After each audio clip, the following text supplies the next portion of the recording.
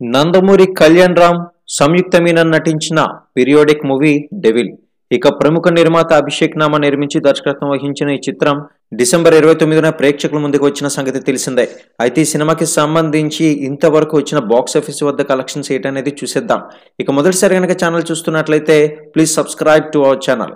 ఇక devil cinema budget విషయానికి వచ్చినట్లయితే గనుక మూవీని సుమారు 45 కోట్ల రూపాయలతో నిర్మించామని నిర్మిత అభిషేక్ నామా స్వయంగా వెల్లడించారు.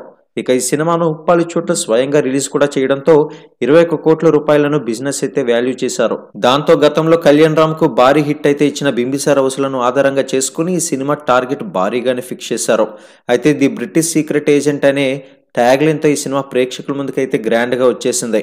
ఇక మొత్తంగా గడిచిన 14 రోజుల్లో డెవిల్ మూవీ ప్రపంచవ్యాప్తంగా ఎంత వసూలు చేసిందనేది చూసుకున్నట్లయితే 14 రోజులకు గాను 38 కోట్ల గ్రాస్ కలెక్షన్స్ ని సొంతం చేసుకున్నట్లుగా మేకర్స్ కొద్దిసేపటి క్రితమే అఫీషియల్ గా అనౌన్స్మెంట్ చేశారు.